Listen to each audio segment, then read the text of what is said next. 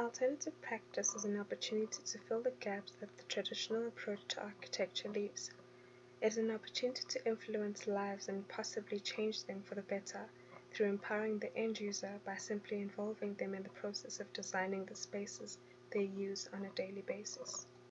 This alternative approach to architecture redefines the role and responsibility of architects in society. It takes private skills and turns them into social resources, where the expertise of the architect are coupled with the local expertise and knowledge. More often than not, the architect is the outsider. We have no understanding of why and how the spaces we seek to improve have developed the way they have, and who better to ask than the residents. But surveys are not enough because they do not uncover the social and political history of the place.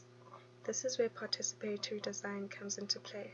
Participatory design redistributes the power by evening out the playing field, so the designer doesn't come in as a figure of authority, but instead a facilitator.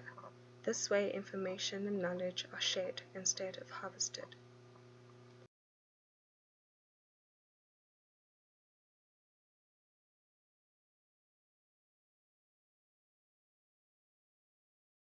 This approach to architecture allows for small tangible changes to be made.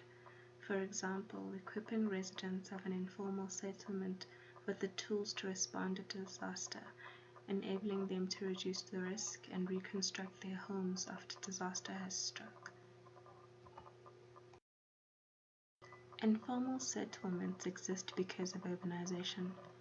People move to the city so that they can be closer to work and economic opportunities. More often than not, big developments displace these people because rent increases after city centers have been developed, forcing occupants to move far from the city centers and making it difficult for them to earn a livelihood. Development is required, but it needs to happen in such a way that it benefits those who it affects the most and not just the developers. This is where alternative practice comes into play.